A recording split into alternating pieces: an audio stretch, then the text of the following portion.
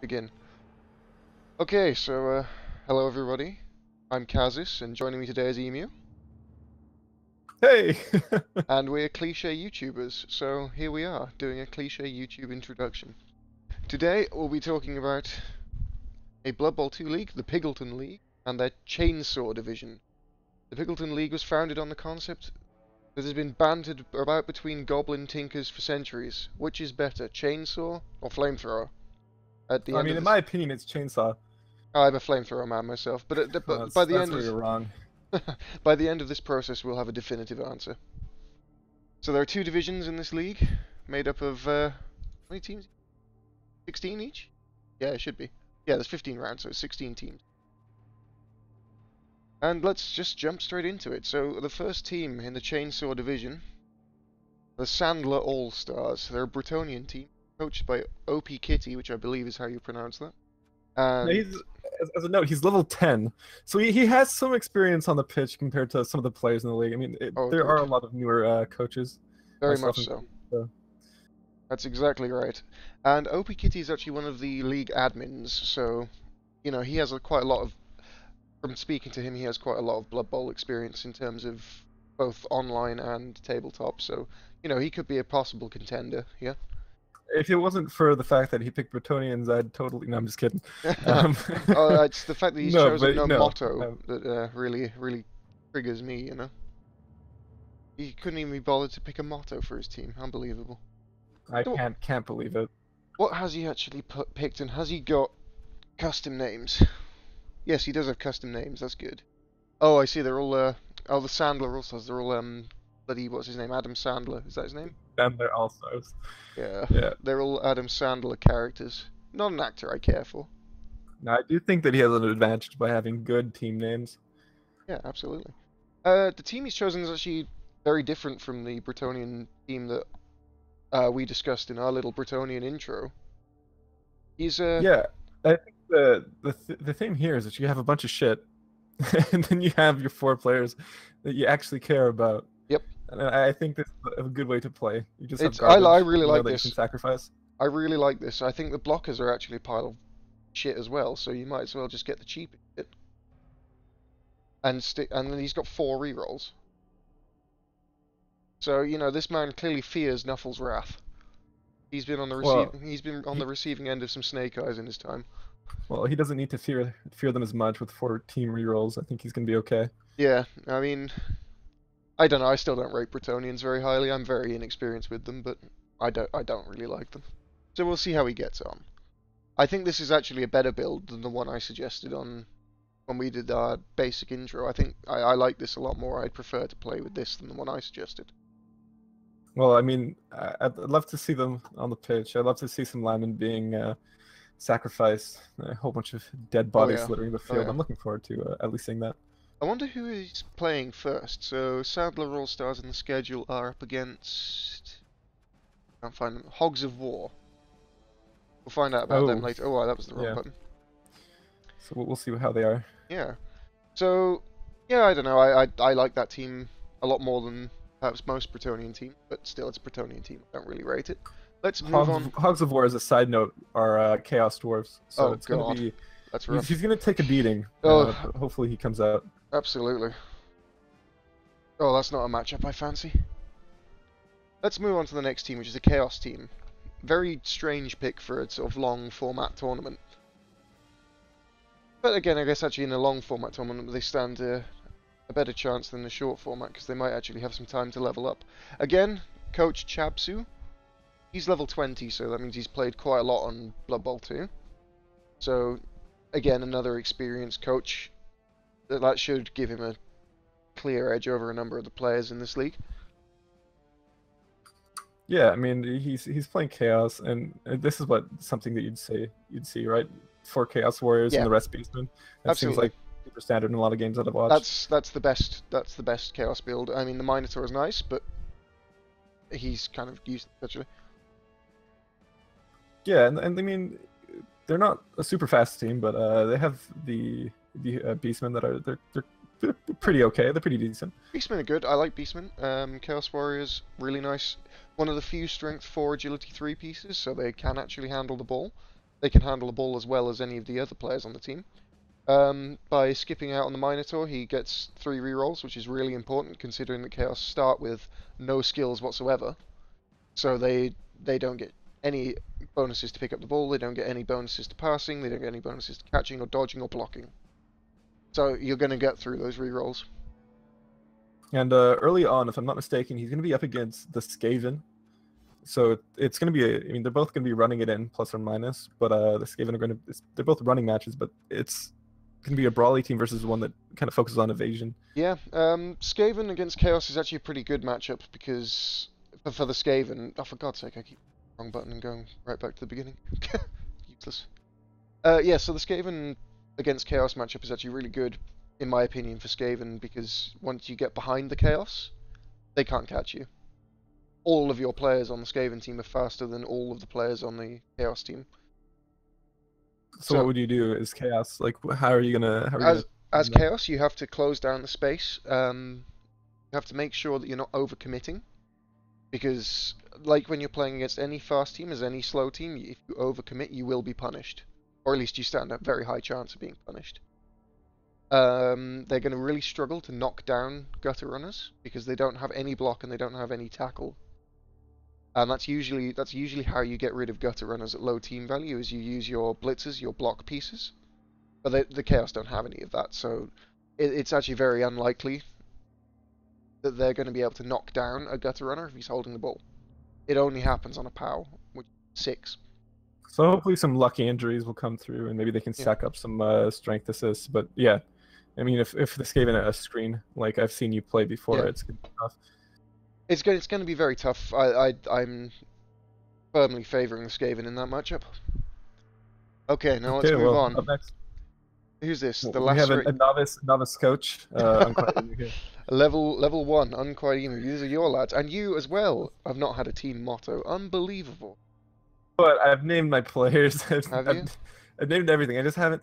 I'm gonna come up with the motto after the first match because it needs to mean something to the team. Cool. So talk me through your build here. It's standard. This is standard Lizardmen build. You have Croxagore, you have your Sauruses, you have your Skinks, 2 rerolls. So I'm gonna be okay. I think I'm going against a Chaos player, not the one that we just saw. Oh, there's so many Chaos in these.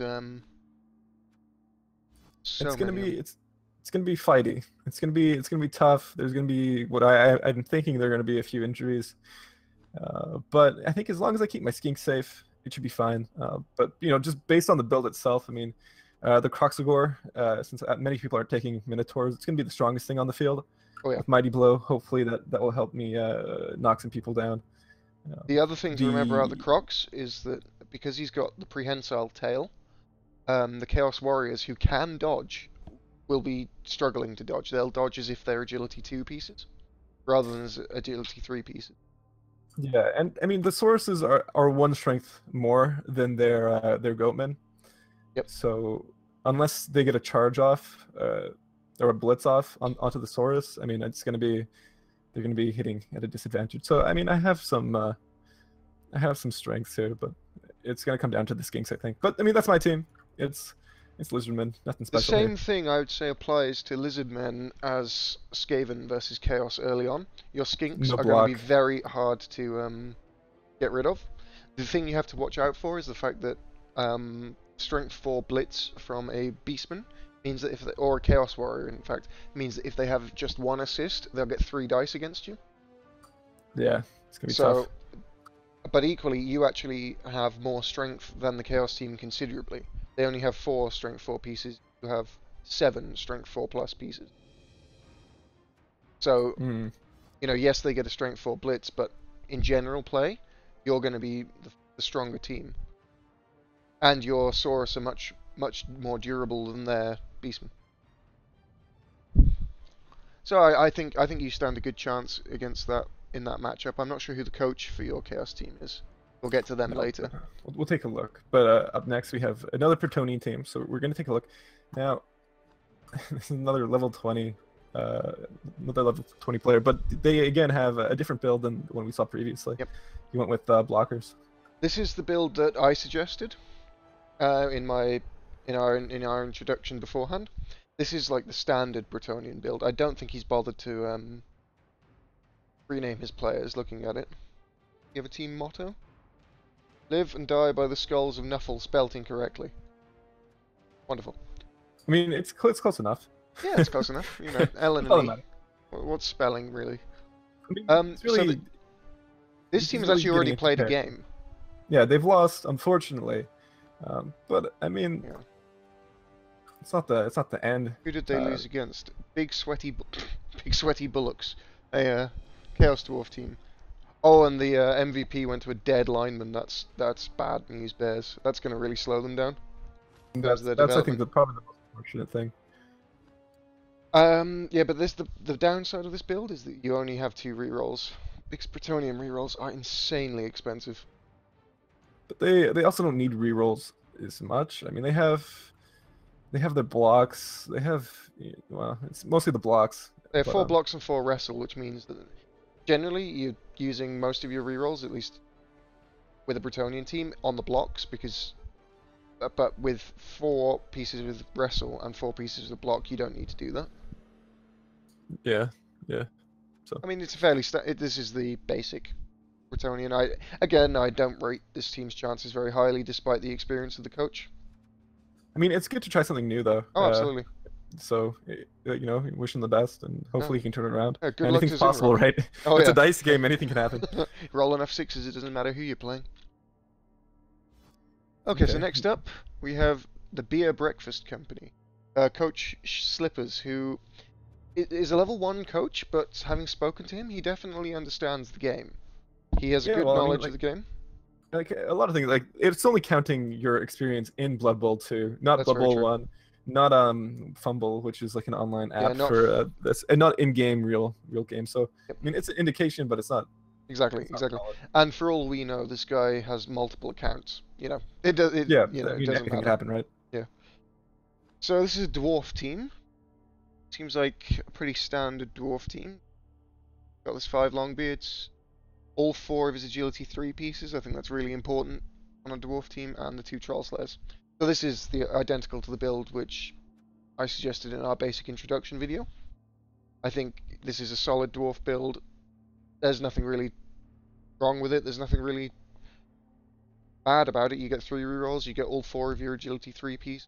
Really important, because the dwarf team does struggle to move the ball. And if you, I played a game as dwarves the other night where in the first turn I lost both my runners and a blitzer, and I only had 1 blitzer left to carry the ball for the entire rest of the game, and that was a real struggle, let me tell you.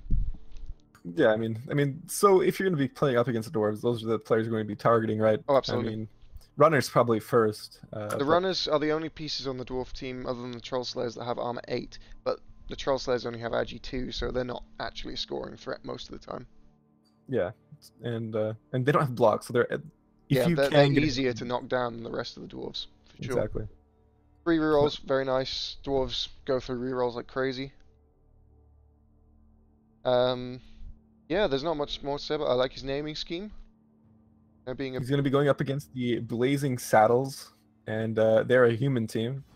So that's a pretty good matchup. I think that's a pretty even matchup. Both teams have their strength. The sad thing for the humans is their catcher will almost certainly die horribly because of the amount of block and tackle. Keep the catcher away. Oh yeah, block and tackle aplenty.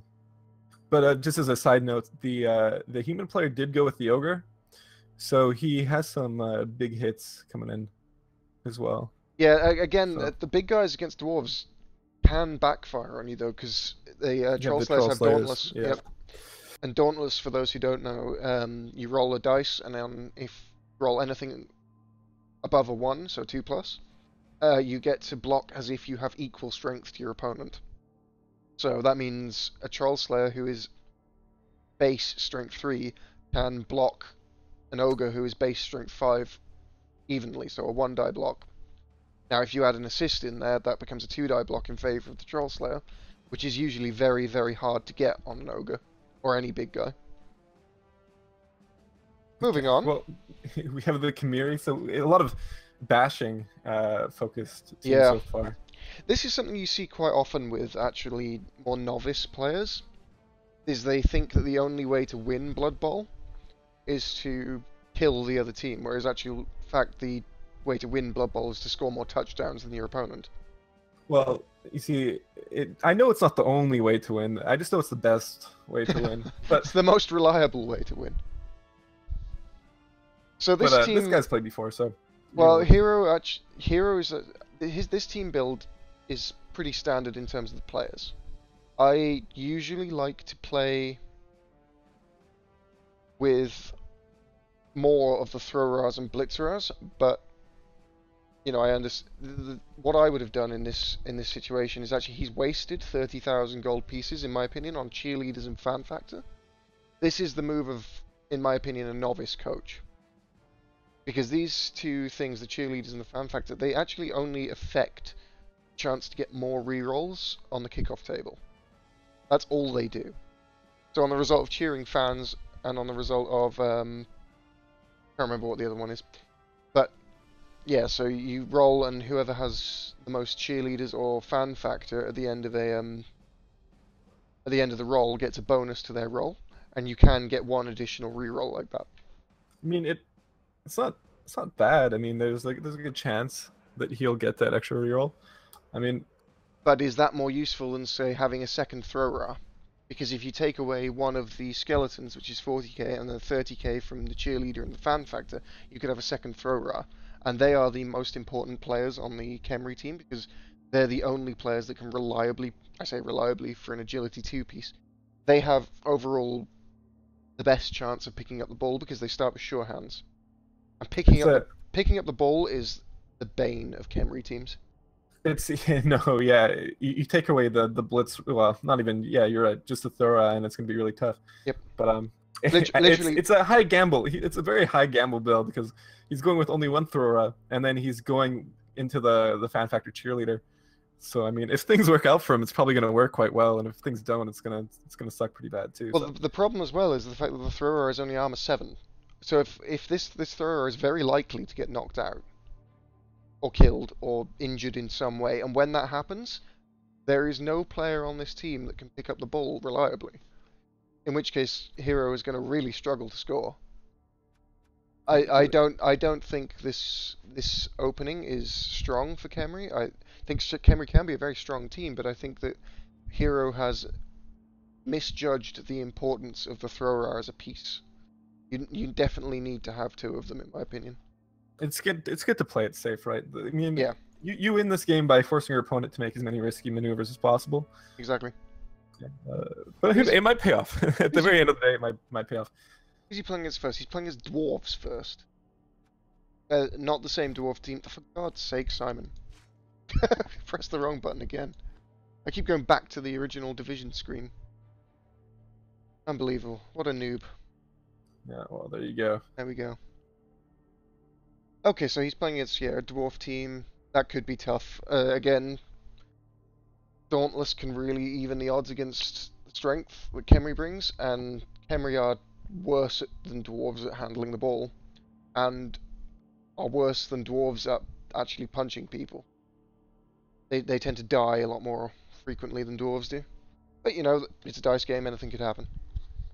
Yeah, and I mean, it's going to be a brawl, which Yep. I mean, I guess is what both teams want. It's going to be down to dice. Oh, it's going to be a caging game, and it's going to be a very brutal game. I firmly expect there to be many injuries on both sides. Let's move on now to the Blazing Saddles. This is Puffy 42's team, level 14 coach. I've spoken to him a little in the Discord, and he seems to know what the deal is, so that's pretty good. As obviously the motto to conquer fear and to conquer death, naturally, as you would with the team named the Blazing Saddles. And I think all of his players are named after characters from the Blazing Saddles. I'm not massively familiar with. I think it's a movie, right? I think so. I mean, Yeah. Gumshoe number 1 is he's an extra. Gumshoe number 1 definitely sounds like an extra. But it's a good amount of humor here. But One he thing, went with the ogre. We'll start with that. I think you have to on the human team. This is the build again that I suggested in our basic introduction videos. for a human team. I like it a lot. The one thing that triggers me slightly is the fact that he hasn't grouped his positional players together. So it's Oh, just it's this gonna one. get a lot worse. So Yeah, I know this one rampant lineman here throwing the whole thing out of whack. The OCD in me coming out. Not really much to discuss about this human team. They stand as good a chance as any other. 4 block, very useful. and that's basically that's humans for you. They're like, Yep. hey, they're humans. That's Yep. about it. They're matched up against dwarves first, which will suck. Humans usually at team value 1,000, or just when you're a fresh team, have generally against most teams actually have the bashing advantage, but against dwarves absolutely not. The So catcher is public enemy number 1 against the dwarves. Sorry, I did interrupt you there. Carry on with. No, you're right. I was just gonna catch up on the catcher there, but you did. So Yeah, he's Bart's 8 though. So screwed. they're gonna. There's only one of them, and on top of that, yeah, it's gonna be tough. Considering against the normal, He's fast. yeah, he is fast, so he can run away. If he gets around them, if he can avoid the longbeards, and if he can avoid... One of the things that the catcher does really well is abuse the sidelines, and that's also risky against dwarves because they have frenzy. So he's going to have to stick to around the middle of the field, which is going to make it easier for the longbeards to get him. But even so, even against just like a blitzer, a dwarf blitzer, if he catches him, he has block, so he stands... There are 2 rolls on the block dice, which will actually knock him down. And because he's only strength 2, the dwarf blitzer doesn't need an assist to get 2 dice. So the likelihood of being knocked over is very high. And if you get knocked over, that's when you get stomped. Especially if you're a human catcher. Not much more to say about it. I think it's a really tough draw to be matched against dwarves first as a human team. You can't really use your advantages. Because you aren't the team with the most block. You aren't the team with the highest strength, necessarily, because of Dauntless.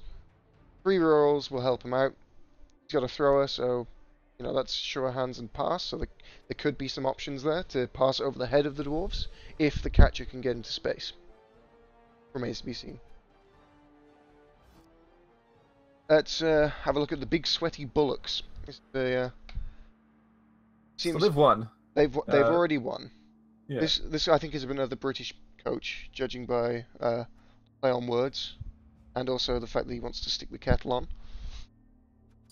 But I think the first thing to note is that he has an injured player. He has an armor busted hobgoblin. That's super unfortunate. I mean, it's a hobgoblin. Well, I mean, still, you don't want that on your No, first you don't game, want that. And preferably. he also rolled a 1 for his winnings, which means he snake-eyed it. You can tell that because of the fact he only has 20,000 gold pieces and he's won. Yeah. So yeah, so that's not great because otherwise, if he hadn't have done, honestly, what I would have done is I'd have just fired that hobgoblin. He's useless. Fire him, get a lower team value, come in with a loner next time. Not a big deal. Hobgoblins are replaceable trash anyway. Furthermore, once he gets back in a fighting shape, I mean, he's gonna be feeding people SPP. Exactly. You know, armor value 6. Honestly, I expect Thunden to just fire him as soon as he has. I mean, next game he's gonna have a loner anyway, so his team value will be increased even more, and he'll be playing probably he didn't get a level up, so actually maybe depending on who he plays next week will depend on how large a team value. But you know, if his opponent doesn't get any level ups and doesn't hire any new players, that loner will push him above the limit where his opponent will be able to buy a babe. And a babe is actually really useful against Chaos Dwarves because it reduces the chance that your knocked out guys won't come back. And Chaos Dwarves are going to be knocking you out because they want to fight you. Quick thing to mention, one of the Bull Centaurs did get an injury in the last game against the Bretonnians. That's really good because you got to get the SPP rolling on them. For a Chaos Dwarf team, we didn't go through them in the basic introductions because of some hat-related conflicts. I refused to purchase them. I mean, no hats. I mean, I don't know how you can even play them, but Yeah, I don't know. I'd feel physically sick playing a Chaos Dwarf team without the hats, but you know, that's me. But you know, generally a Chaos Dwarf team wants to develop their bull centaurs to be their bull carriers because they're the fastest players on the team. They are strength 4, which makes them very dangerous. They have sprint. They have and sure sure feet. feet. So So it's you know, this is potentially a very safe movement 9 piece with strength 4 and armor value 9. You wanna get them in sure hands. You wanna get them break tackle. Often break tackle is the first one because you can pick up the ball with a hobgoblin and hand it off to a bull centaur. That's pretty much the strat with a Chaos Dwarf team. The way I play them. But yeah, cool. I would have fired this hobgoblin and just. Well, actually, it's an extra piece anyway, so he won't get a loner. So this is just 100% bloat. I didn't even notice that. This hobgoblin is the Number 12th 12. player. Yeah, Yeah, yeah. yeah. So this guy I would have just got rid of. Okay, so that means he didn't roll a Yeah, double one. that doesn't So, mean he didn't roll a double one. That's my fault. well, there we go. Hey, There we go. it all solves itself. Yep. So next up is your opponents this week, sorry, which And is justice for all by more shots. more With shots. a This guy I haven't spoken to at all. I no, don't. I haven't seen him either, but So I don't know um, anything. I can't read into anything. It's just another standard Chaos team. 4 Chaos Warriors, 4 Beastmen, 3 rerolls. yeah, I mean, even they get that charge off, they're hitting like a blitz off, but Yep. that's them. Uh, Hey, Skaven though. Skaven, my boys. This is Grinning Hound. He is level 20. He is a very experienced coach. I've played against him, I think. If I haven't played against him, I've definitely spoken to him at length about Skaven, because we're the only 2 like Skaven coaches in this tournament. Even though I'm not playing Skaven in this one anymore. Skaven lovers. I think Yeah, that's yeah, what we call it, yeah. Skaven are my one true love in Blood Bowl, but I decided not to play them this time because it seems a bit try-hard considering how many new players we have. Let's take a look at his roster. They're all named after rappers with a nice ratty twist. Oh, yeah, Nibblas with attitude after the NWA, of course. I like this. I like this build. It's This a is great, my build. Great name as well. This is why I say my build. I didn't come up with it. This is what I consider to be the best tournament build for Skaven, which is the thrower to pick the ball up because he has sure hands, the strength 3, so that makes him better at holding on to it than like a gutter runner to start with, even though they have agility 4 and will pick up the ball on anything but a 1. It's nice to have the thrower so you can use your gutter runners sort of like receivers. Force your opponent to react to them rather than attacking them. Gutter runners don't like to be holed up in a cage. They like to be able to use their movement, use their advantage. They're up against... Which team are they up against? Oh, the Chaos. It's the other Chaos team in this division. Yeah. 2 Storm Vermin, so they've got a block advantage over the Chaos. They have an Apothecary. It's really important, in my opinion, as Skaven, to start with an Apothecary, because the Gutter Runners are very expensive and very important. And actually, Storm Vermin as well they're even more expensive than Gutter Runners, and they're just as important. You really want to develop your Storm Vermin as early as possible, because these guys can become brutal killers. So what you're saying is kill the thrower, kill the storm vermin, Yep. and if you're a chaos player, that would make you pretty happy. Yep. Kill the thrower. Any of the positionals, you don't care about the line rats. The line Yeah, rats are linemen are just fine. there to and as a Skaven coach, you don't care about the line rats either. They're just I there mean, to roadblock. The lineman might be easy SPP potentially if you. Oh yeah. Well, Skaven on the whole get beaten to shit. Mostly armor value 7, very little block to start with. Against Chaos, they actually have a better advantage in the bashing because they have more block than their opponents and 4 dodge pieces. And against no block, dodge is great. Yeah, there's not much more to say about the Skaven. I expect them to win their game against Fresh Chaos pretty handily. I think they have most of the advantages there, as long as they can dodge away, screen, not commit to too many brawls. If they get involved in a slugging match against the Chaos, they will lose. But, you know, Skaven will lose in a slugging match with anyone. Okay, we have the Hogs of War by Mad Attack, level 8 coach here on Blood Bowl 2. 2 Bull Centaurs. He's running, 5 Chaos Dwarf blockers and 4 Hobgoblins. So this is pretty much the starting build for Chaos Dwarves. You could have fit in a another Chaos Dwarf blocker if you didn't want to have 3 rerolls. Could have got rid of a Hobgoblin and fit in another Chaos Dwarf. I don't know about that. I like having 3 rerolls because you have no bull handling skills. You have no dodge. You have no real ability to do anything other than punch people. So rerolls are really useful, especially if you want to be handing off to the bull centaurs. Yeah. So it just seems like he's named his people after pigs.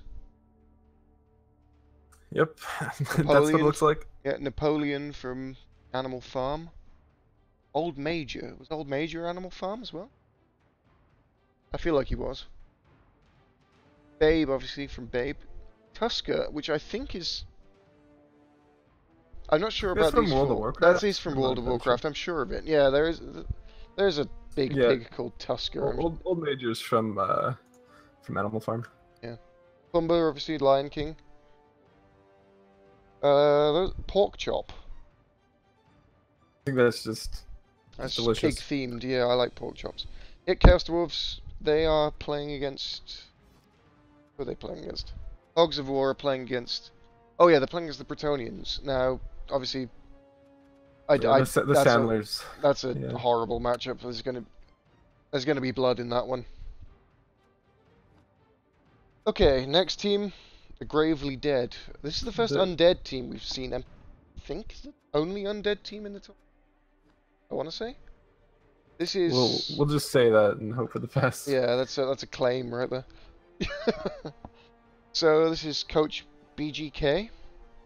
Not someone I've come across in the Discord channel yet, but you know, level 1 coach.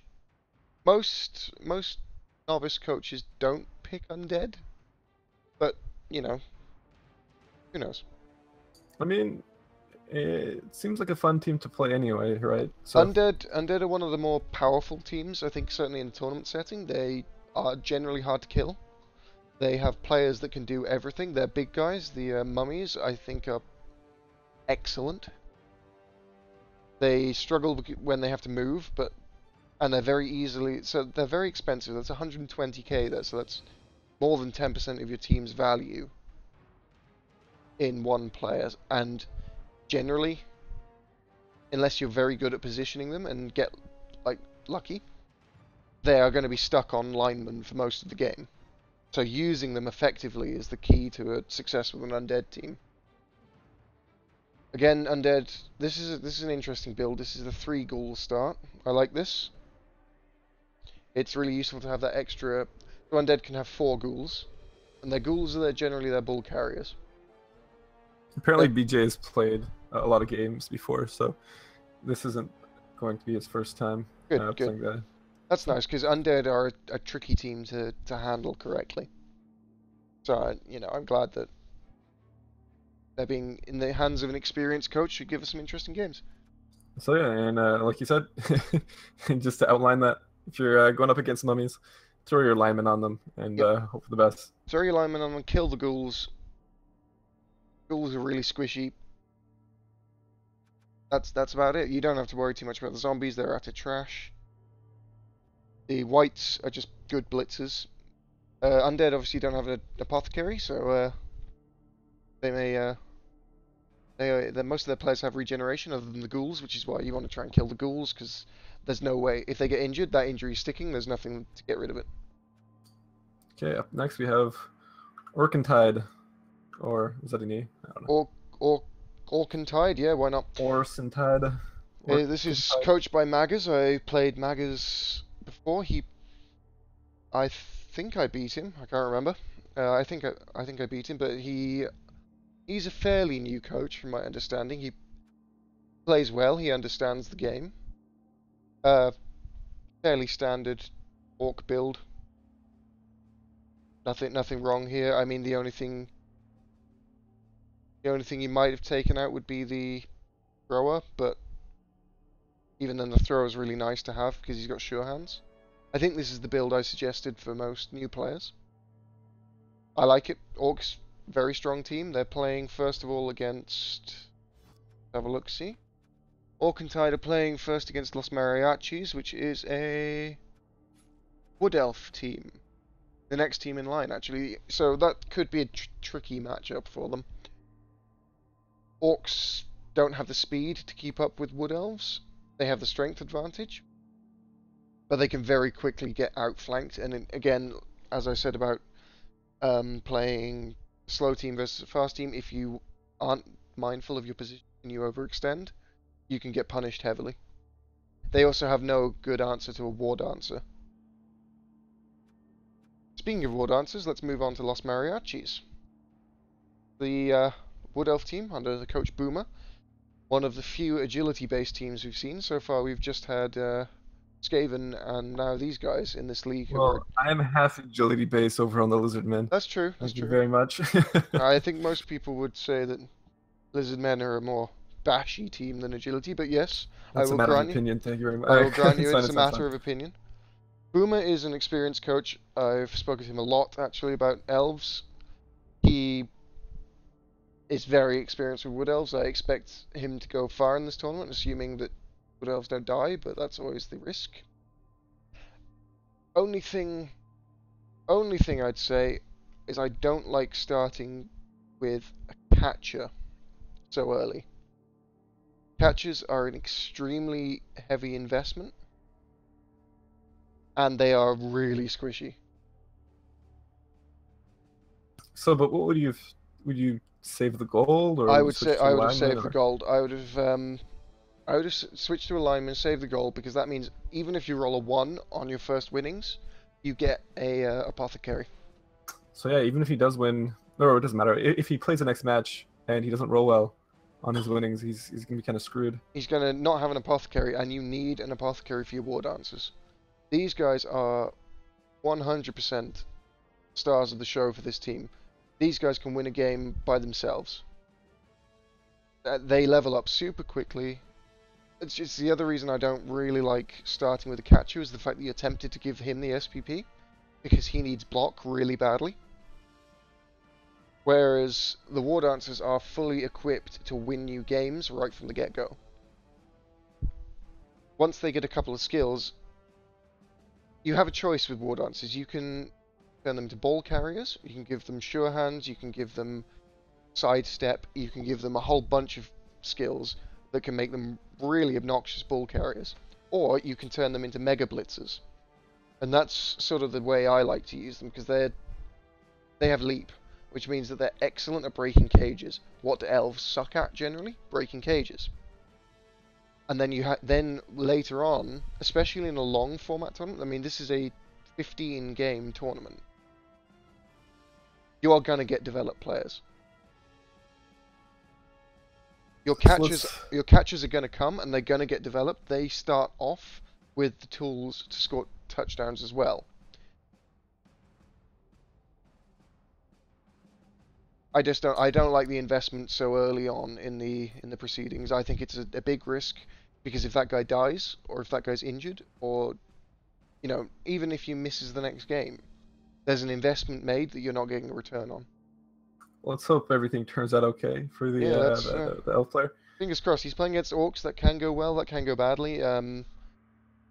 It depends if he can stay away from the orcs, really. You're gonna have to prepare yourself. Okay, I'm letting you know in advance. When you click on Piggleborks, you're gonna be a bit sad. Okay. Piggleborks. So this is Sarah's team. She's the other admin. Mean, green, and unclean. Oh no. Oh no. I know. Oh. Okay, so we have a goblin. You take the. I can't. We have a goblin Four blitzers, 1, 2, 3, 4 black orcs and a lineman. So this is similar to the build we saw beforehand as well. It's the same, other than instead of a lineman, she's bought a goblin, which is kind of fun. Oh God, let's just address the elephant in the room here. My OCD is kicking off somewhat.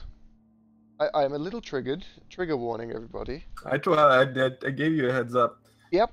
No, I didn't prepare myself. I should have looked at the teams like fully beforehand. I had a look at most of them.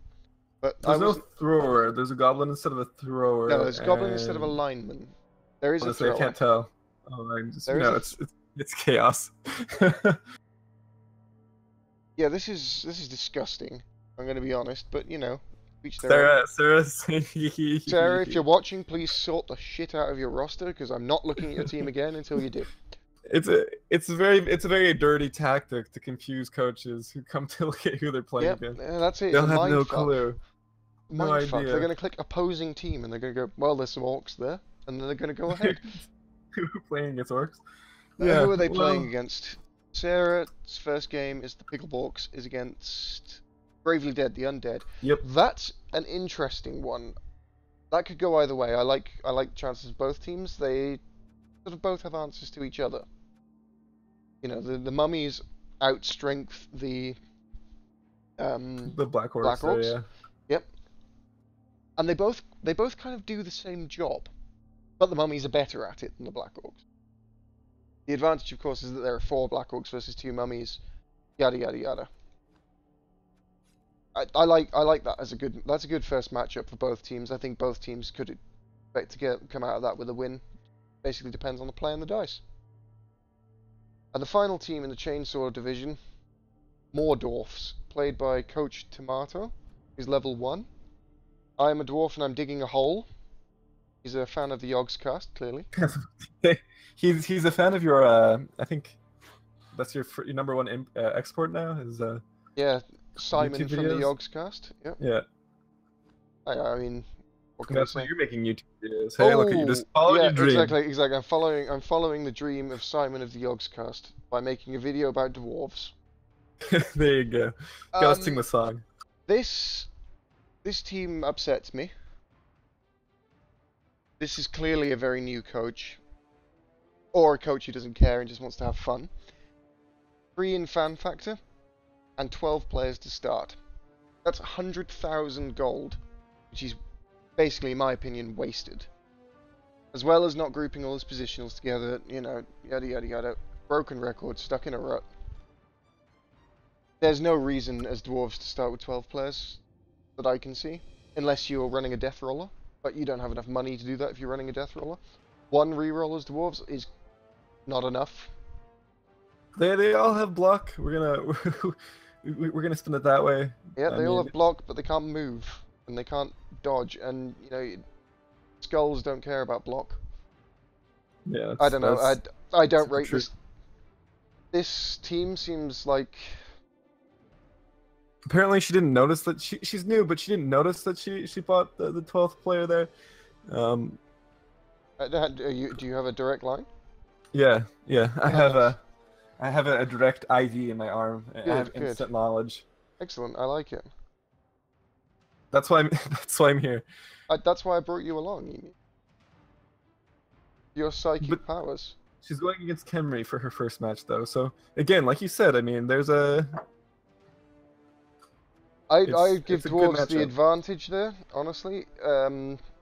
Especially against the Khemri team that we're seeing here, which has only got 1 thrower. You take that out and their scoring threat is completely nullified. I really think this team's going to struggle. The problem is it's going to struggle as it comes up against more developed teams, because a reroll only costs 50,000 when you're first making the team. After that, it costs 100,000. So Tomato is not going to have more rerolls for a very long time, and that's going to really start to hurt them. I don't know. I don't think this team stands much of a chance, but it's a dice game. It's a game of dice. Dice. Anything is possible. I believe in Tomato. I mean, it's a comeback story in the making. I like the naming theme. There's some vegetables. There's some gardening tools. I mean, And they're all great things that are. There's two called They're shovel. all mining. You can, shovel, burrow. There's You two have called two shovels, so you're two good. shovels, you know. So if one breaks, I think that's when they accidentally bought an extra player. must have been. They're going must through have their been naming list and they two shovels. shovels. Let's see. Do they have the same face? They do. They're clones. That's it. The shovel clones. Yeah. Perfect. Well, there you go. Oh god. So that's the chainsaw division of the. I guess the Piggleton question League. is, can they dig themselves out of the hole? God, Okay. I'm glad I wore a corset because I think my sides just split. Thank you, Edmund Blackadder, for that one. That was Chainsaw Season 1. Season 1 We have Chainsaw. we have a good mix of experienced and inexperienced players, and Yeah, a good mix of teams as well. I mean, the whole league as a whole is a very bashy league, which is going to favour them later on. I think that's definitely had something to do with it. Is that the fact that it is a long format tournament? Doesn't have each of these teams is going to play 50 games. That's a lot of games. And I mean, Los Mariachis has that distinct advantage that people will probably be building with anti-melee kind of boxing in mind, but Oh yeah, potentially the Wood Elves playstyle will be nice and open in the field of brawl teams. Exactly. One of the things that Wood Elves really struggle with in tournaments is when there's a lot of. It works both ways, you know. When there's a lot of agi teams, build against agi teams, so you get a lot of tackle, you get a lot of strip ball, you get a lot of the skills that really suck to play against. When you're an agility team, you get Skaven teams who start taking chaos teams who start taking mutations such as disturbing presence. So they basically want to turn themselves into a pseudo Nurgle team, which thank God we don't have any of in this division. Because Yeah, you know how nice. much I love Nurgle. We know how much, but on the other side, you have good against potentially they can knock down those dodge plays. But it can work the other way as well, because a lot of the teams, if the Skaven or the Wood Elves start taking a lead on the leaderboards, you can expect to see building to counter them again. Yeah, I mean, they tried to bring it to equilibrium. Yeah. I see what you're saying. Yeah, it's going to be interesting. It's one of the this is one of the weirdest leagues, one of the weirdest teams makeups in the division that I've seen. It's very unusual to me in tournament to see chaos appearing. It's very, very strange to see so many dwarf teams. Chaos dwarves creep in every now and then because, you know, bull centaurs can score very quickly, and in general I've not really played too many long format tournaments. I've played mostly like short, like 8, maybe 9 games, and in that time a chaos team maybe doesn't have the time to build up to where it's super scary. But later on, so say after like week 10, these chaos teams are going to have lots of level ups. They're going to have block, they're going to have some claw, some mighty blow. They're going to start resembling the murder chaos teams that just everyone hates. And the same with the dwarf teams. As they get more and more skill ups, they're going to get more guard. They're going to get. It's just going to get impossible to contest the line against them. Well, I'm really interested to see how the Bretonnian teams level up their players, and I want to see if they take their characters in different routes. I think the Sandler All-Stars, I think, stand the greatest chance of getting off to a swift start. I think this team is actually... It's kind of tough, because it's clear what OP Kitty's strategy is here, is to buff up his 4 blitzers, or his knights, and try and win the game with those 4 players, and just lineman to his opponent. Fend is an underrated skill. It's so good. Especially, and it's a very good anti-bash skill. I was about to say he's going to be effective at like semi-screening in a way where you're going to be attacking him, and then you can't really follow up with any other player. Exactly. One of the key things when playing against teams like dwarves or leveled chaos is denying them the opportunity to block you. And this team is going to be really good at that. I don't know, I think this is a very wide open division. I think teams I'd give an advantage to would be probably you as the Lizardmen. Lizardmen early on could get out to quite a good start early, depending on when your matches against the Dwarf teams come. Because the Dwarf teams will kill your four skinks. Dwarf teams on the field, it's kind of a bad time for the skinks. Yeah. But it's going to be tough against both Dwarf teams and the Chaos Dwarves. Oh, there's 2 Chaos Dwarves. Well, yeah. Yeah, so 4 total. Four total dwarves. 4 teams with dwarves on them. Yeah. Yeah, that's gonna be rough. But I think the Wood Elf. I mean, they're really the only dedicated passing team, or not or even like rushing team. Well, Skaven kind of share that, but you can never count out Skaven. The Gutter Runners and War Dancers and Werewolves are like the 3 widely considered to be the best players in the game, and you know they've earned that reputation. So yeah, we're gonna. I was about to say the Skaven too. I think they stand a good chance. Also, the Skaven coach is an experienced Skaven coach. He knows how to play them. He knows how to use their strengths and how to nullify their weaknesses. It'll be interesting to see when or if he decides to pick up a Rat Ogre in this league. I'd like to see a Skaven v Wood Elf team match. That'd actually probably be worth watching a replay of. Skaven versus Elves almost always comes out to be 5-4. Almost invariably. High scoring. Yeah, it basically comes out to which team fails to score in 2 turns first. And that's pretty much how it goes. Very, very sudden death. Yeah. But the only exception to that is like Skaven against Dark Elves. Skaven against Dark Elves is a hideous matchup for Skaven because Dark Elves are so fighty that they just bash you to death. And there's not really a lot you can do about it because they have so much block. They have so much higher armor than you do. They have some frenzy. They have, if they've taken assassins usually absolute garbage.